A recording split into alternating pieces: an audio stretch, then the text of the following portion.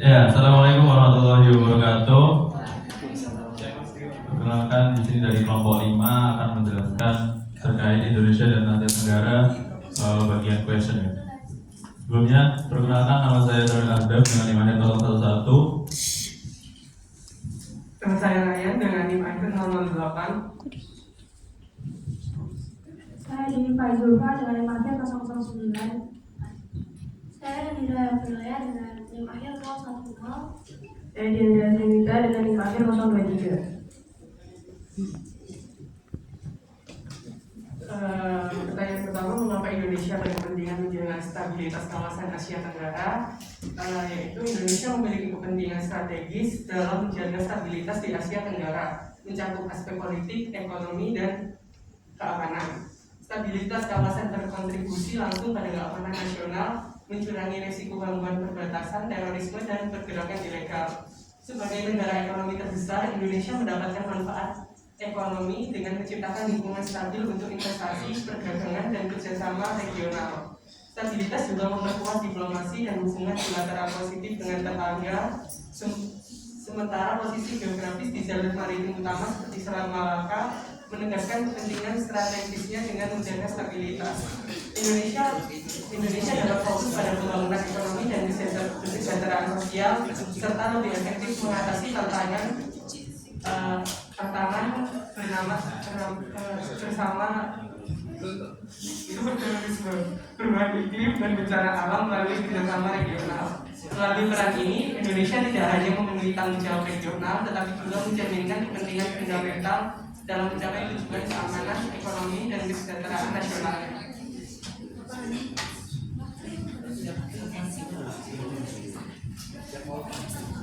Jadi di tengah berbagai dinamika geopolitik Indonesia sebagai negara maritim terbesar di dunia dan pemimpin regional di Asia Tenggara itu menjunjung tinggi nilai pentingnya menjaga stabilitas di kawasan ini. Jadi landasan filosofis Bhinneka Tunggal Ika yang mewakili keberagaman Indonesia itu mencerminkan semangat untuk memelihara kerukunan dan keseimbangan di antara perbedaan yang ada. Dalam konteks Asia Tenggara sendiri itu terdapat sejumlah alasan tadi sudah disebutin mengapa Indonesia itu menganggap penting untuk berperan aktif dalam menjaga stabilitas kawasan. Jadi yang pertama jika stabilitas di Asia Tenggara itu dianggap sebagai fondasi bagi keamanan nasional Indonesia. Nah, sebagai negara kepulauan, keamanan itu merupakan suatu keharusan yang mutlak, di mana dapat berpotensi merembet dan mengancam kedamaian dalam negeri. Selain itu, Indonesia juga menyadari bahwa stabilitas kawasan ini memainkan peran kunci dalam mendorong pertumbuhan ekonomi. Terus, karena dalam era globalisasi, hubungan ekonomi antar negara ini menjadi semakin erat. Nah, sebagai perekonomian terbesar di Asia Tenggara, Indonesia itu merintis jalur perdagangan dan investasi yang stabil untuk mendukung pertumbuhan ekonomi domestiknya. Nah, Indonesia ini juga secara aktif terlibat dalam kerangka kerjasama regional, terutama melalui ASEAN yang menjadi platform penting untuk negara-negara Asia Tenggara yang saling bekerja sama dalam berbagai bidang. Dengan demikian, menjaga stabilitas di Asia Tenggara ini bukan hanya sekedar tanggung jawab geopolitik, namun juga refleksi dari nilai-nilai keberagaman, keamanan, dan juga pembangunan berkelanjutan yang menjadi pijakan dasar Indonesia. Melalui peran aktifnya dalam mempromosikan stabilitas kawasan, Indonesia ini juga berusaha untuk menciptakan masa depan yang aman, sejahtera, dan juga harmonis bagi negara-negara di kawasan Asia Tenggara. Menilai strategis apakah yang ingin diraih RI di kawasan Asia Tenggara? Nah, ada 4 kepentingan strategis yang ingin diraih RI, yaitu yang pertama kestabilan regional, yaitu yang mendukung perkembangan ekonomi dan memfasilitasi kerjasama antar negara di Asia Tenggara. Yang kedua adalah kesejahteraan ekonomi yang berkelanjutan melalui beberapa organisasi di ASEAN. Yang ketiga ada pengelolaan sumber daya alam yang berkelanjutan dan sesuai dengan prosedur untuk menjaga kedaulatan politik Indonesia. Yang keempat ada penyelesaian isu-isu keamanan bersama seperti terorisme, perdagangan manusia, dan narkotika dan tersebut yang bertujuan untuk membangun hubungan yang baik dengan negara-negara di kawasan Asia Tenggara dan berkontribusi dalam pembangunan yang berkelanjutan.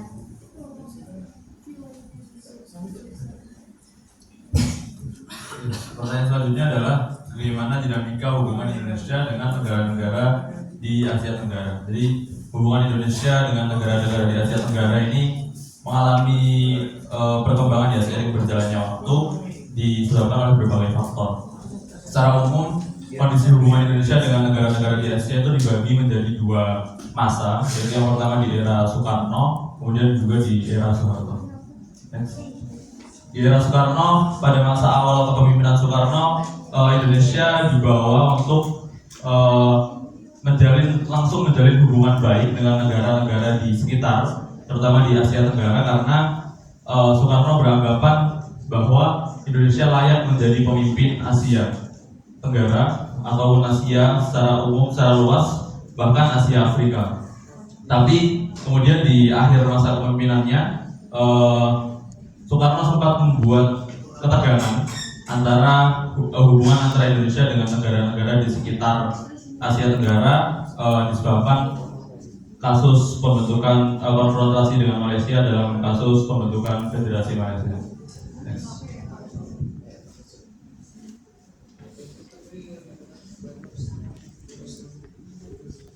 Berikutnya di era Soeharto. Di era Soeharto itu pada rezim Soeharto atau yang terkenal dengan Orde Baru, di masa kepemimpinan Soeharto ini banyak hal yang menarik dari rezim ini, di mana politik luar negeri Indonesia sampai kepada dinamika politik dalam negeri yang pada akhirnya nanti dapat mempengaruhi kebijakan-kebijakan politik luar negeri. Next. Nah, dalam dinamika politik era Soeharto itu ada beberapa tahapan. Ini yang pertama ada kondisi awal kepemimpinan Soeharto, di mana di kondisi kepemimpinan Soeharto yang awal itu terjadi saat merosotnya ekonomi domestik yang saat itu ditinggalkan oleh pendahulunya yaitu Soekarno. Kemudian yang kedua adalah fokus pada pembangunan ekonomi. Jadi Soeharto itu mengalihkan fokus dari pembangunan bangsa dan menjadikan pembangunan ekonomi.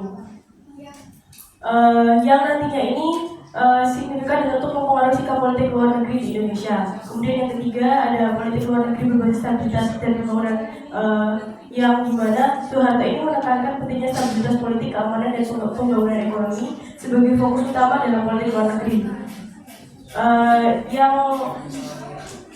Di sini itu Soeharto menerapkan pintu terbuka untuk bantuan asing agar dipromosikan untuk mendukung kondisi ekonomi di domestik sendiri. Kemudian yang keempat ada politik bebas aktif yang difokuskan pada kepentingan nasional. Jadi Soeharto itu tidak mengubah sifat politik luar negeri Indonesia yang bebas aktif, tetapi melakukan pemurniannya dalam pelaksanaannya.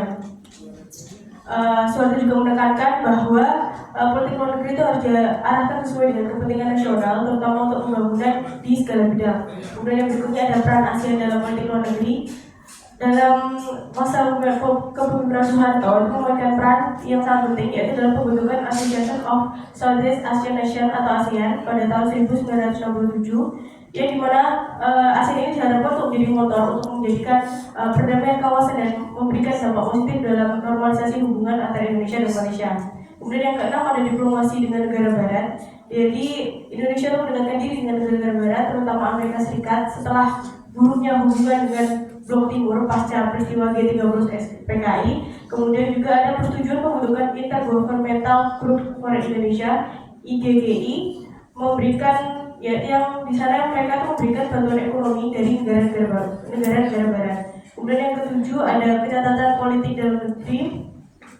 Ini juga salah satu dinamika yang terjadi di era politik Soeharto, di mana dalam negeri era politik dalam negeri Orde Baru itu mengalami kesulitan, di mana terjadinya krisis ekonomi yang berkepanjangan dan intervensi militer terhadap aktivitas politik. Kemudian ada peristiwa Timur Timur. Konflik di Timur Timur ini juga menarik perhatian dunia, menciptakan tekanan internasional terhadap Indonesia yang menimbulkan pelanggaran hak asasi manusia seperti pembunuhan, perkosaan, penganiayaan yang dilakukan oleh Indonesia. Kemudian yang kesembilan ada pengaruh internasional pada pemerintah Soeharto.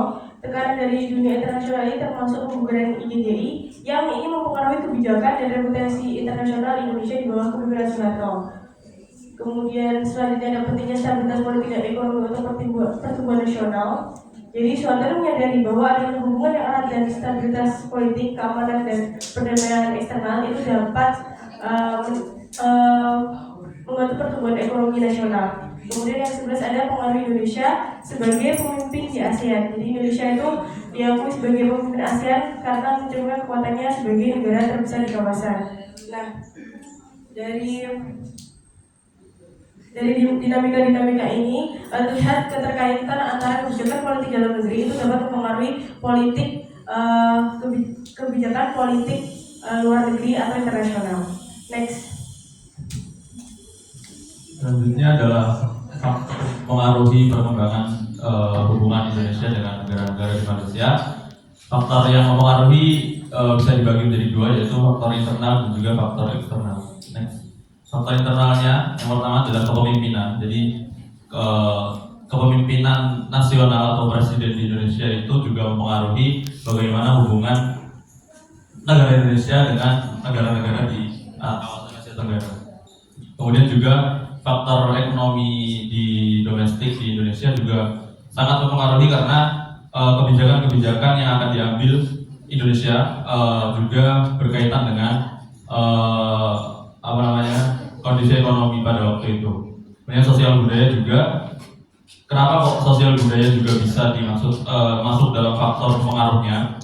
Karena ketika kondisi sosial budaya Indonesia memiliki kemiripan atau kesamaan dengan negara-negara di sekitar Asia Tenggara, itu memiliki pengaruh untuk lebih mudah atau hubungannya itu bisa menjadi lebih baik seperti itu. Kemudian faktor eksternalnya yang pertama ada situasi politik di Asia Tenggara, yang kedua ada kepentingan negara-negara besar. Jadi kepentingan negara-negara besar seperti Amerika, kemudian Rusia dan lain-lain juga memiliki pengaruh besar bagaimana negara Indonesia dan juga negara-negara Asia Tenggara ini berhubungan seperti itu. Next. Ya mungkin cukup sekian dari presentasi kelompok 5. Terima kasih. Assalamualaikum warahmatullahi wabarakatuh.